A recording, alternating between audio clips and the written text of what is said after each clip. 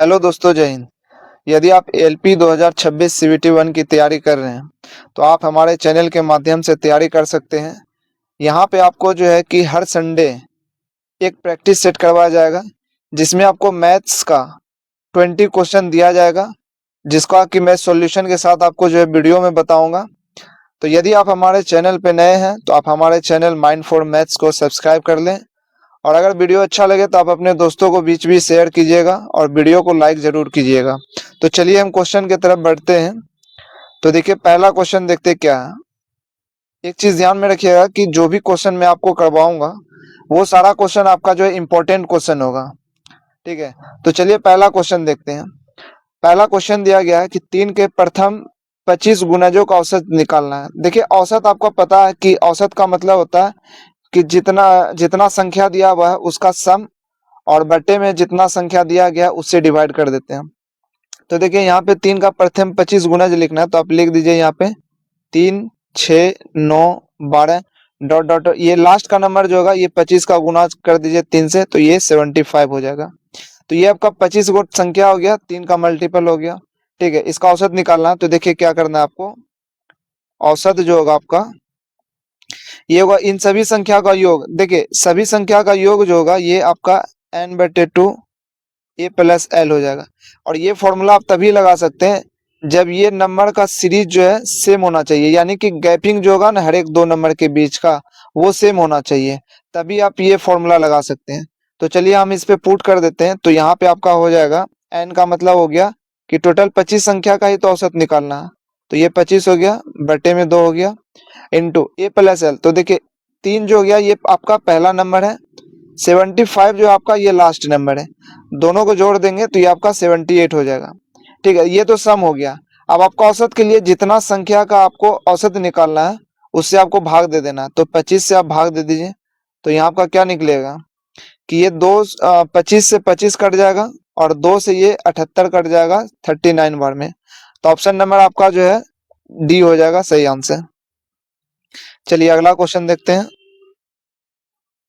अगला क्वेश्चन आपका दिया गया है, एक कक्षा में देखिए 50 विद्यार्थी का औसत लंबाई जो है 200 सेंटीमीटर है। उनमें से 5 विद्यार्थी जो है जिसका औसत लंबाई जो है 142 सेंटीमीटर है वो कक्षा छोड़कर चले जाते हैं, और उसके जगह पे जो है अन्य 5 विद्यार्थी आ जाते हैं जिनका औसत लंबाई जो है 152 सेंटीमीटर है। तो कक्षा का जो है कक्षा के विद्यार्थियों की नई औसत लंबाई क्या हो जाएगा। तो देखिए बहुत बढ़िया क्वेश्चन है। तो देखिए 5 स्टूडेंट गया और उसके जगह पे 5 आ ही गया, तो यानी कि स्टूडेंट में कोई फर्क नहीं पड़ा।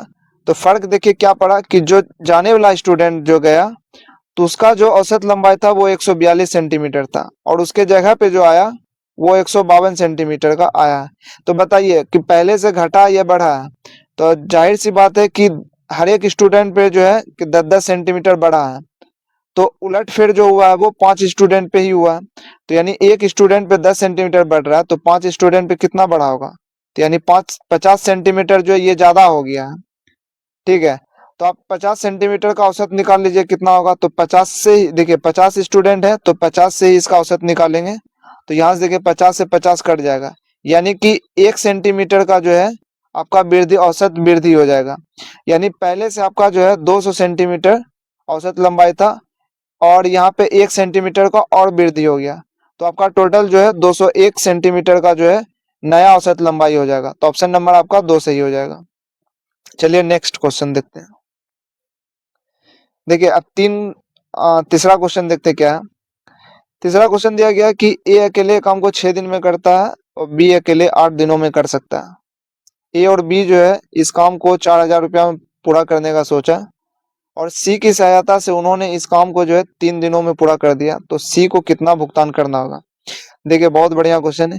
यहाँ पे देखिए क्या है कि ए जो है ये 6 दिनों में किसी काम को करता है, और बी जो है 8 दिनों में काम करता है। और देखिए सी की सहायता से यानी ए बी सी अगर मिल करके काम करता है तो ये काम को जो है 3 दिन में ही कर देता है। अब ये तीनों का एलसीएम निकाल लीजिए। तो ये एलसीएम आपका जो है 24 निकलेगा। अच्छा, जो ये एलसीएम जो आता है ना ये आपका टोटल वर्क निकलता है कि आपका 24 काम था। तो देखिए अब आपका इफिशियंसी निकालिए कि ये एक दिन में कितना काम करता है। तो जितना इसका टाइम उससे डिवाइड कर दीजिए टोटल वर्क में, तो आपका जो है क्षमता निकलेगा, इफिशियंसी निकल जाएगा। तो ये 4 हो जाएगा, 6 चौके 24, और ये 8 तिया 24 हो जाएगा, और यहाँ पे 8 तिया 24 हो जाएगा।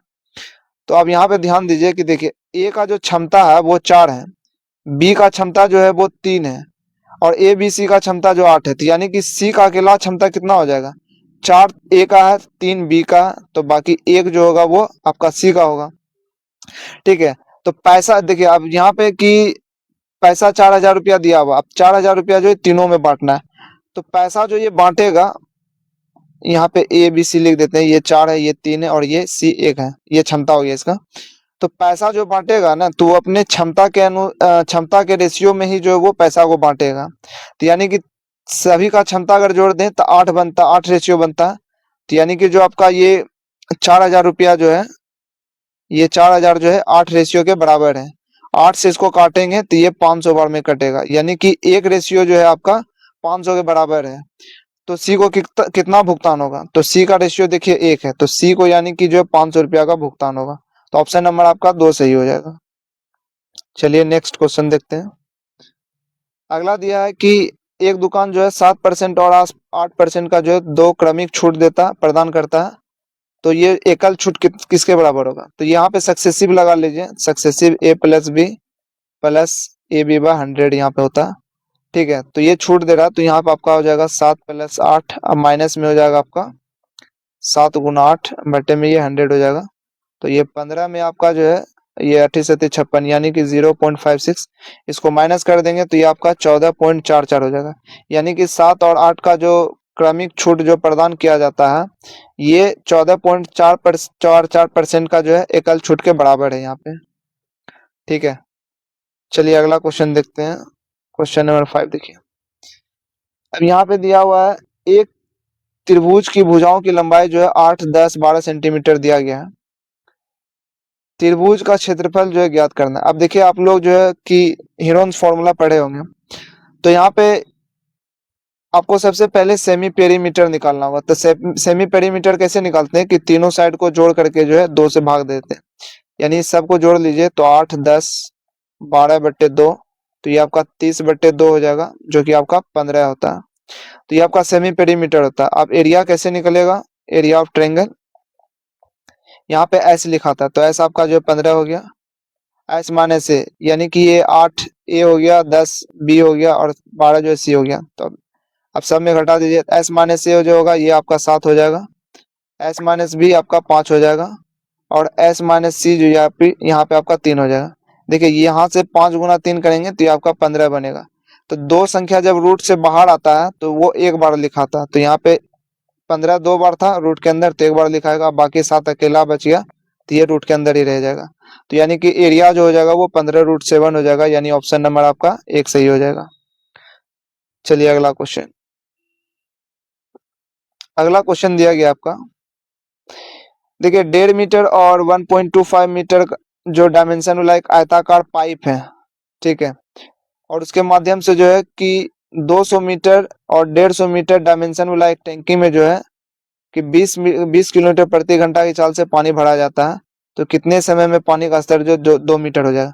तो देखिए यहाँ पे आपको क्या करना है कि जिस जो डायमेंशन है आयताकार का जिसमें पानी भरा जाता है, उसमें जो है आप पाइप वाला जो डायमेंशन है उससे आप डिवाइड कर दीजिए तो आपको टाइम मिल जाएगा। तो यहाँ पे देखिए हो जाएगा आपका कि ये डायमेंशन जो है जिसमें पानी भरा जा रहा है टैंकी में, वो आपका है 200 × 150। अच्छा, इसमें पानी कितना भरना है, तो देखिए पानी आपका बोला है 2 मीटर तक पानी भरना है, यानी यहाँ पे आपका 2 मीटर ऊंचाई तक जो है पानी भरना है। तो यहाँ पे आपको 2 मीटर लिख देना है, ठीक है, बटे में। अच्छा ये ध्यान दीजिएगा, तो ये सारा यूनिट जो आपका मीटर में ही है। अब देखिए पाइप का जो डायमेंशन उससे आप डिवाइड कर दीजिए, तो पाइप का डायमेंशन जो 1.5 है और 1.25 है, और ये कितने स्पीड से पानी निकल रहा है, तो आप कहेंगे यहाँ पे 20 किलोमीटर प्रति घंटा के हिसाब से निकल रहा है। तो देखिए 20 किलोमीटर प्रति घंटा है, तो आप इसको मीटर पर सेकंड में चेंज कीजिएगा, तो 5/18 से मल्टीप्लाई करना होगा, तो 18 में ऊपर लिख देते हैं, ठीक है। तो देखिए 5/18 जो मीटर पर सेकंड में था, आपको मिनट में बताना है, तो मिनट में बताने के लिए आपको यहाँ पे 60 से डिवाइड करना पड़ेगा, ठीक है, क्योंकि सेकंड को जब मिनट में बदलिएगा तो आपको 60 से डिवाइड करना पड़ता है, 60 से डिवाइड करना पड़ता है।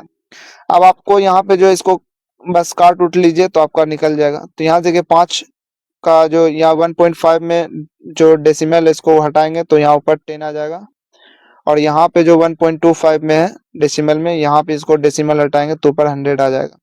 अब इसको काट लीजिए तो यहाँ से देखिए 1 0 2 0 कट जाएगा तो 100 कट जाएगा यहाँ पे। फिर यहाँ पे देखिए ये 15 हो गया, 15 से ये कट जाएगा 150 बार में। और फिर यहाँ पे देखिए कि 5 से ये 10 कट जाएगा 2 बार में। और ये देखिए 125 25 से कटेगा 5 बार में, और 200 कटेगा 8 बार में, ये हो गया। 6 से देखिए ये 18 कट जाएगा 3 बार में। और फिर देखिए ये फिर आपका जो है यहाँ पे 5 से ये कट जाएगा 10 आपका 2 बार में। फिर आपका यहाँ से 2 से यहाँ पे 2 कट गया, अब बाकी आपका कुछ नहीं बचा। देखिए यहाँ पे अब बचा आपको क्या, यहाँ पे आपको ये 8 बच गया, ये 2 बच गया, यहाँ भी 2 बच गया, और ये 3 बच गया। तो आप लिख दीजिए 8 गुना 2 गुना 2 गुना 3। तो यहाँ से आपको हो जाएगा 3 दूना 6 दूनी 12 8 96, यानी कि टोटल जो है 2 मीटर के ऊंचाई तक पानी भरने में जो है आपको टोटल 96 मिनट लगेगा। ठीक है, चलिए अगला क्वेश्चन देखते हैं। अब देखिए यहाँ पे जो एक्सप्रेशन दिया हुआ है इसको सॉल्व करना है। तो यहाँ से देखिए एक फॉर्मूला आपको पहले लिख देते हैं इसका, कि ए पे पावर m और बी पे पावर m रहे, तो दोनों का देखिए पावर सेम है, तो बेस को मल्टीप्लाई करके जो है एक ही बार जो है हम पावर लिखते हैं। ठीक है, दूसरा अगर मान लीजिए कि पावर सेम रहे, सॉरी पावर अलग रहे और बेस सेम रहे, तब उसमें क्या होता है, तो उसमें क्या है कि बेस एक ही बार लिखाता है तो उसमें पावर जुड़ जाता है, ये चीज करना है। ठीक है, तो चलिए क्वेश्चन देखिए कि यहाँ पे देखिए 2.3, यहाँ भी 2.3 है, तो इसको मल्टीप्लाई कर देंगे इसके बेस को, तो 4 दूनी 8, यानी कि 8 पे पावर जो है 2.3 हो जाएगा, और 8 पे पावर 1.7 हो जाएगा। और यहाँ देखिए 8 पे पावर जो है जो भी दिया हुआ, और 8 पे पावर यहाँ जो दिया हुआ है, देखिए 8 8 जो यहाँ पे बेस सेम है, तो इस फॉर्मूला आप कर दीजिए, तो यानी 8 पे पावर 2.3 है प्लस 1.7 करेंगे तो ये आपका 8 पे पावर 4 हो जाएगा, और 8 पे पावर 4 जो होता है ये आपका 40 96 होता है। तो ऑप्शन नंबर आपका जो है डी हो जाएगा। चलिए अगला क्वेश्चन देखिए। अगला दिया आपको कि अनिल की आय जो है 50% किराए पर और शेष आय का जो 80% दवाओं पर खर्च करता है, और वह यदि वह हर महीने जो 80,000 का बचत करता है तो उसका मासिक आय कितना है। देखिए इसका मान लेते हैं कि आय जो है x रुपया जो है इसका आय है, 50% जो किराए पे खर्च करता है, तो 50% किराए पे खर्च करने के बाद जो है इसका इसके पास 85% बचेगा, और जो शेष बचा है उसका 80% जो है ये दवा पे खर्चा कर देता है। तो 80% खर्चा कर दिया शेष का, तो उसके पास कितना बचेगा, तो शेष का तो 20% ही बचेगा ना, तो यहाँ पे आप 20 लिख दीजिए 20%। तो देखिए आप रुपया में क्या है कि वो 80,000 का बचत करता है, तो ये 80,000 के बराबर हो जाएगा आपको। यहाँ पे आप काट छाट कर लीजिए, तो देखिए यहाँ पे 2 जीरो कट जाएगा, ये 100 कट जाएगा, ये 5 दूनी 10 हो गया, तो 1 जीरो और काट दीजिए, और ये 10 जो बचा इससे मल्टीप्लाई कर दीजिए तो आपका 8 लाख हो जाएगा। तो यानी ऑप्शन नंबर जो है आपका 2 हो जाएगा। चलिए अगला क्वेश्चन देखिए। अगला क्वेश्चन आपको दिया गया है कि एक व्यक्ति जो है 1 रुपया की दर से 1 रुपया में 3 की दर से जो है सामान खरीदता है, और 1 रुपया में 2 की दर से समान संख्या में जो है संतरा खरीदता है। 60% का लाभ अर्जित करना चाहता है, तो उसे किस मूल्य पर जो है प्रति दर्जन बेचना चाहिए। तो देखिए यहाँ पे दिया गया है कि एक व्यक्ति जो है 1 रुपया में 3 सामान खरीदा, ठीक है, ये आपका सीपी है, और एक दूसरे प्रकार का संतरा है जो कि 1 रुपया में 2 के दर से सामान खरीदा, ठीक है। अच्छा यहाँ पे देखिए इस ये जो 3 सामान है ये 2 सामान है, तो इसको जो है ना आप बराबर कर लीजिए दर्जन का। तो कैसे दर्जन के बराबर होगा, देखिए 1 रुपया में 3 खरीद रहा है, तो हम बोल सकते हैं कि 2 रुपया में ये 6 सामान खरीद सकता है, ठीक है। अब यहाँ देखिए ये 1 रुपया में 2 सामान खरीद रहा है, तो हम बोल सकते हैं कि 3 रुपया में ये 6 सामान खरीदता होगा, ठीक है। तो देखिए यहाँ 6 समान, ये 6 समान, 12 हो गया ना, तो 12 का दर्जन ही बनता है। तो यानी आप टोटल बात कीजिए कि ये टोटल जो है 5 रुपया में 12 सामान खरीदा, ठीक है, 5 रुपया में 12%, 12 सामान खरीदा। अब इसको जो है कि यही 12 सामान जो है बेचना है, और इसी सामान पे जो इसको 60% का लाभ अर्जित करना है। तो आप क्या करेंगे, तो देखिए 5 का अगर आप 60% निकालिएगा तो आपका जो है ये 3 निकलेगा। तो यानी कि 5 रुपया का सामान पे जो है ये 3 रुपया का लाभ कमाना चाहता है, तो कितना में बेचेगा, तो दोनों को जोड़ दीजिएगा तो ये 8 हो जाएगा। यानी 8 रुपया में उसको जो है प्रति दर्जन बेचना पड़ेगा, तभी जाकर उसको जो है 3 रुपया का लाभ हो जाएगा। तो यानी कि ये पूछ रहा है सेलिंग प्राइस, तो 8 रुपया प्रति दर्जन हो जाएगा। चलिए अगला क्वेश्चन देखिए। अगला क्वेश्चन दिया गया है कि दो संख्याओं का जो एचसीएफ है वो 11 है, और लघुत्तम समावर्तक जो है यानी एलसीएम जो है ये 7700 है। एक संख्या दिया गया है, तो दूसरी संख्या क्या होगा। देखिए इसका एक फॉर्मूला होता है, दोनों संख्याओं का मल्टीप्लाई यानी दोनों संख्याओं का प्रोडक्ट, और एचसीएफ और एलसीएम का प्रोडक्ट, ये बराबर होता है। तो यहाँ पे आप बस फॉर्मूला पे पुट कर दीजिए। तो एचसीएफ देखिए आपका 11 दिया हुआ, एलसीएम आपका 7700 दिया, और इनमें से एक संख्या आपको दिया 275, तो दूसरा संख्या निकालना है। तो यहाँ से देखिए काट लीजिए इसको, तो ये 11 से कट जाएगा 2 और ये 5, 25 हो जाएगा, और 25 से ये 2 जीरो काटिएगा, तो यानी 100 अगर करेंगे इसको, यानी 77 गुना 100 कर दें, तो ये 25 से ये 4 बार में कट जाएगा, और यहाँ से इसको मल्टीप्लाई करेंगे 7 चौक 28, 7 चौक 28, यानी कि ये 308 हो जाएगा। तो ऑप्शन नंबर डी हो जाएगा आपका सही आंसर। चलिए अगला क्वेश्चन देखिए। अगला दिया गया कि एक 3 अंकीय संख्या इस प्रकार है कि इकाई अंक और दहाई अंक और सैकड़ा अंक जो है 2, 3, 4 के अनुपात में है। तो इस संख्या को और इसके उलटने पर प्राप्त संख्या का योग जो है 1332 हो जाएगा। तो 3 अंकीय संख्या और उसके अंकों को पलटने पर जो बीच का जो पॉजिटिव अंतर डिफरेंस होगा, पॉजिटिव डिफरेंस, वो ज्ञात करना है। देखिए आप जो इकाई दहाई और सैकड़ा जो होगा यानी यूनिट, टेंस और 100 का जो डिजिट होगा वो 2, 3, 4 के रेशियो में होगा। तो 2, 3, 4 के रेशियो में क्या हो सकता है, या नंबर तो या तो 2, 3, 4 होगा, या फिर आपका नंबर जो है 4, 6, 8 होगा। अब इसके बाद अगर लिखते हैं तो ये 6, 8, 10, देखिए 6, 8, 10 नहीं हो सकता है, इसलिए कि ये देखिए कि 2 डिजिट में आ गया, आपका जो एक ही डिजिट का नंबर होना चाहिए, या तो आपका ये होगा या फिर ये होगा। ठीक है, तो आप चेक कर लीजिए कि इसको पलट दीजिए, तो इसको अगर इस 234 लिखा हुआ है, और इसको आप पलटेंगे तो ये आपका 432 हो जाएगा। ठीक है, तो इसको जोड़िए कि देखिए आपका आता ये 1332 पुरता है कि नहीं पुरता। ठीक है, तो यहाँ से 4 2 6, 3 दिन 6 हो गया, 4 2 6, यानी कि देखिए 666 हुआ, यानी कि 1332 नहीं हुआ, तो यानी कि ये मेरा नंबर नहीं होगा। अब इसको चेक कर लीजिए 468 को, अगर इसको पलट के लिखें तो ये 864 हो जाएगा। तो यहाँ से इसको देखेंगे तो ये 8 4 12 हो गया, 6 6 12 13, 3 हाथ 1 हो गया, 8 4 12 1 13 हो गया, यानी 1332, यानी कि जो मेरा नंबर होगा वो आपको 468 ही होगा। तो यानी कि 468 और इसको पलटेंगे तो 864, इनका पॉजिटिव डिफरेंस बोल रहा है, क्या हो जाएगा, तो इसको घटा दीजिए, तो ये 14 में से 8 गया 6 हो गया, और ये 5 बचा, 15 में से 6 गया 9 गया, 7 में से 4 गया 3, यानी कि पॉजिटिव डिफरेंस जो होगा ये 396 हो जाएगा, यानी ऑप्शन नंबर आपका 2 हो जाएगा। चलिए अगला क्वेश्चन देखिए। अगला क्वेश्चन दिया गया है कि दो संख्याओं का योग जो है 55 है, एक संख्या का 7 गुना और दूसरी संख्या के 4 गुना के बराबर है। कहने का मतलब हो गया कि दो संख्या मान लेते हैं, एक और ये बी। ठीक है, तो पहला संख्या का जो है 7 गुना और दूसरे संख्या का 4 गुना, ये दोनों आपस में बराबर है। अब यहाँ पे एक चीज ध्यान रखिएगा कि सामने वाला नंबर जो सामने वाला का वैल्यू होता है, यानी कि ए के सामने जो आपका 4 है तो 4 हो गया वैल्यू, और बी के सामने 7 है तो ये हो जाएगा। अगर यही नहीं समझ आता तो आप सीधा ये कर लीजिए कि ए बटे बी कीजिएगा, तो ये आपका जो है 4/7 हो जाएगा। तो आप जान लीजिए कि सामने वाला सामने का वैल्यू होता है।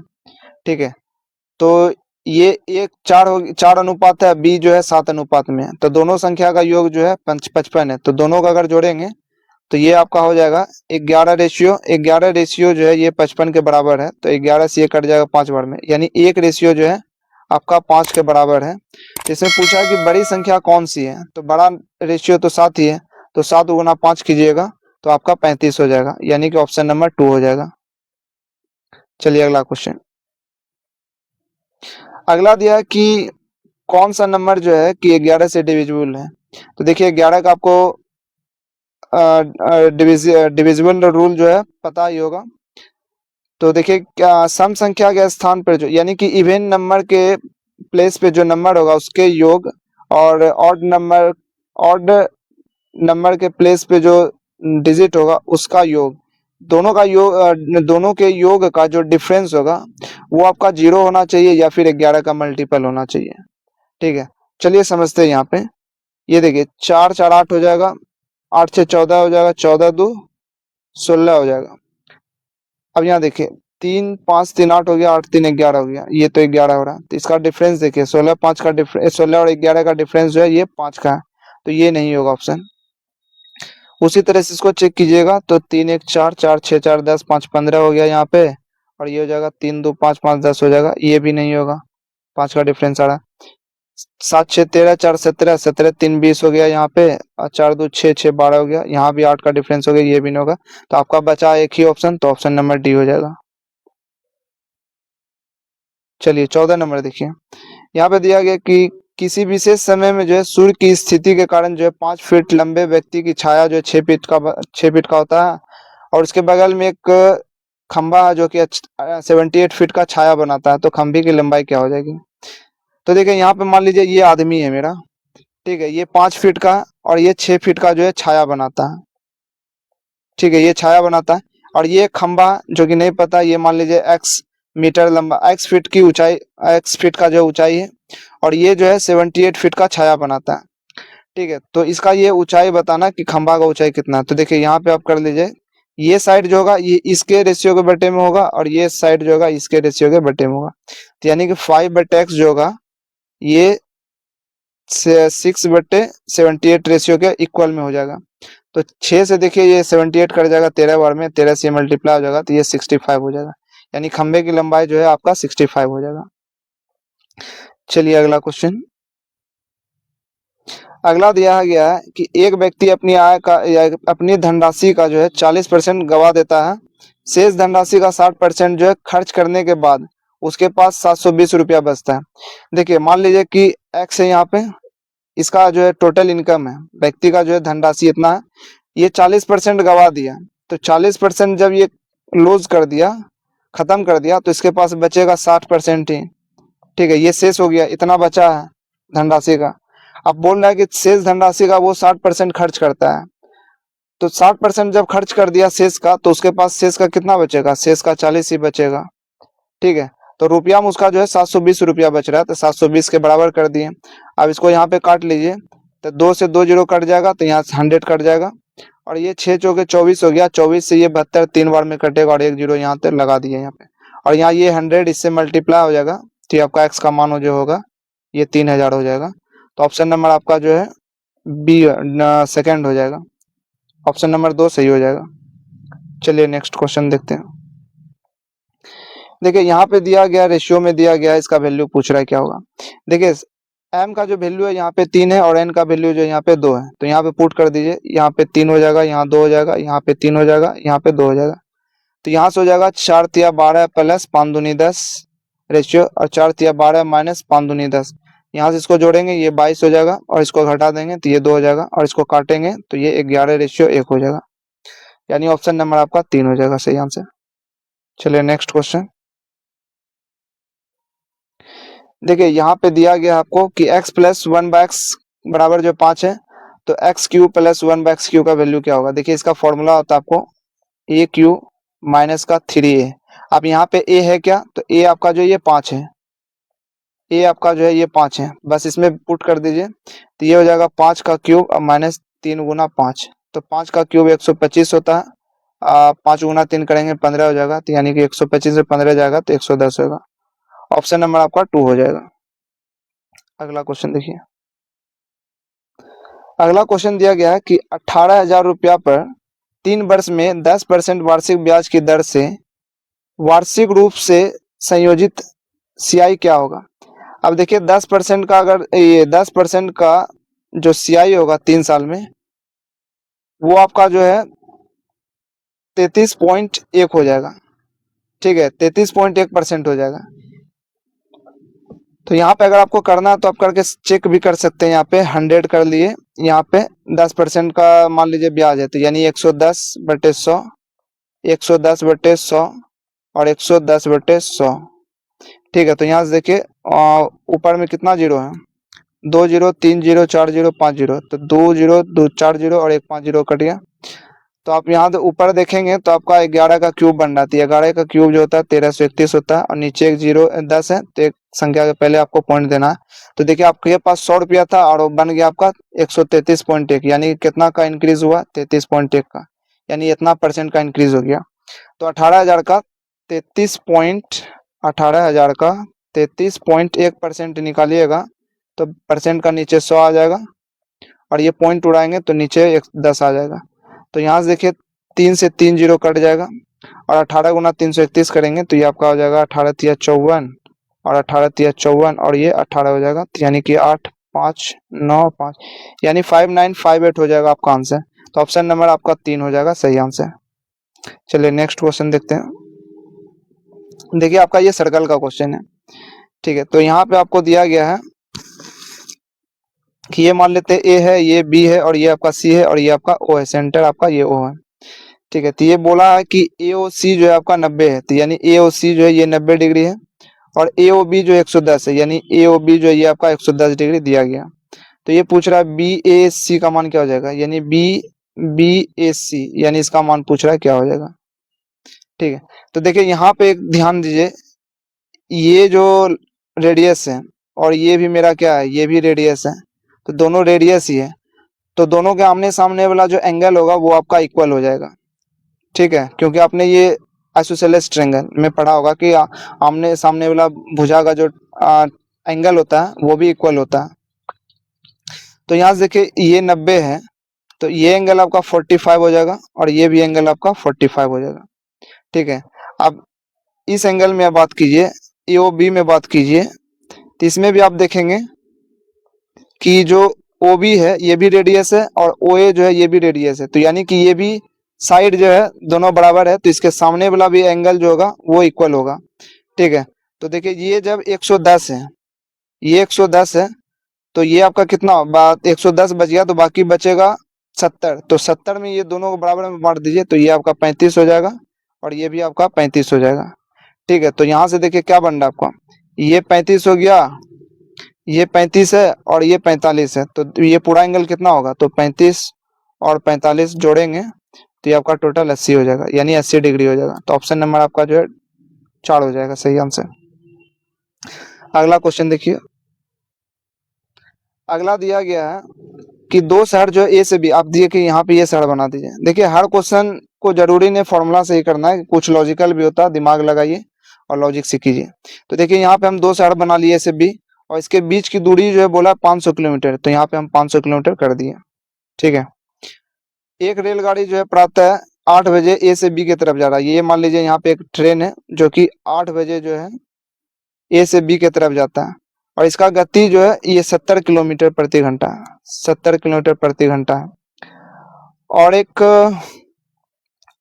और यहाँ पे 10 बजे एक अन्य गाड़ी जो है बी से ए की तरफ, यानी एक बी गाड़ी, यहाँ पे भी एक ट्रेन है जो कि बी से ए की तरफ जा रहा है, ये 10 बजे जा रहा है। ठीक है, ये 10 बजे जा रहा है, और इसकी स्पीड जो है 110 किलोमीटर प्रति घंटा है। तो ये पूछ रहा है कि दोनों गाड़ियां जो है आपस में कब मिलेगी। तो देखिए दोनों को सेम टाइम पे चलाइए।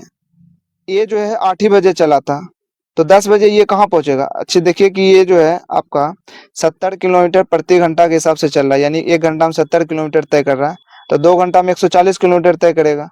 और यानी ये 8 बजे निकला था, तो यानी कि 10 बजे जो है 10 बजे ये 140 किलोमीटर चल चुका है। ठीक है, तो यानी कि अब ये जो है यहाँ पहुंच चुका है। ठीक है, तो देखिए टोटल दूरी था 500 किलोमीटर का, जिसमें से 140 किलोमीटर जो है ये चल चुका है, तो अब बचा है कितना, तो बचा तो अब 360 किलोमीटर ही है। ठीक है, अब दोनों देखिए यहाँ ए यहाँ 10 बजे पहुंच गया, और बी जो है यहाँ 10 बजे से चलना ही शुरू करेगा। तो अब देखिए कि ए जो है 70 के स्पीड से जाएगा, और बी जो है 110 के स्पीड से आएगा। तो 360 किलोमीटर का दूरी तय करने में दोनों को कितना समय लेगा। तो आप यहाँ पे क्या करेंगे कि 360 लिख दिए, अब अल्टे में देखिए ए का 70 है। अच्छा, जब दोनों अपोजिट डायरेक्शन में चलेगा, जब कोई भी स्पीड अपोजिट डायरेक्शन में हो तो दोनों का स्पीड को जोड़ देते हैं। अगर सेम डायरेक्शन में होगा तो दोनों का स्पीड का जो है अंतर ले लेते हैं। तो यहाँ देखिए दोनों एक दूसरे का अपोजिट चल रहा है, तो ए जो है 70 किलोमीटर के हिसाब से चल रहा है और बी जो है 110 किलोमीटर की स्पीड से चल रहा है। तो दोनों का स्पीड जोड़ेंगे तो 180 हो जाएगा, और 180 किलोमीटर हो गया ये, और 360 किलोमीटर का डिस्टेंस है ये। 180 से ये 360 जो है 2 बार में कटेगा, यानी कि 2 घंटा में जो है दोनों मिल करके 360 किलोमीटर की दूरी तय कर लेगा। देखिए दोनों चला था 10 बजे, ठीक है, तो कितने समय बाद वो मिलेगा, दोनों दोनों एक दूसरे को कब मिलेगा, तो 2 घंटा बाद मिलेगा। 2 घंटा बाद यानी कि 10 में 2 घंटा जोड़ दीजिए तो आपका 12 हो जाएगा, यानी कि 12 बजे जो है दोनों मिल करके आपस में मिलेंगे, ठीक है। तो देखिए अगर आपको वीडियो अच्छी लगी हो तो आप हमारे वीडियो को लाइक कीजिएगा और दोस्तों के बीच शेयर कीजिएगा, और अगर आप हमारे चैनल पे हैं तो आप हमारे चैनल को सब्सक्राइब कर दीजिएगा। हर वीकेंड पे आपको जो है यानी हर संडे को आपको एक प्रैक्टिस सेट करवाया जाएगा, जो आपको एलपी में काफ़ी हेल्पफुल होगा। Thank you.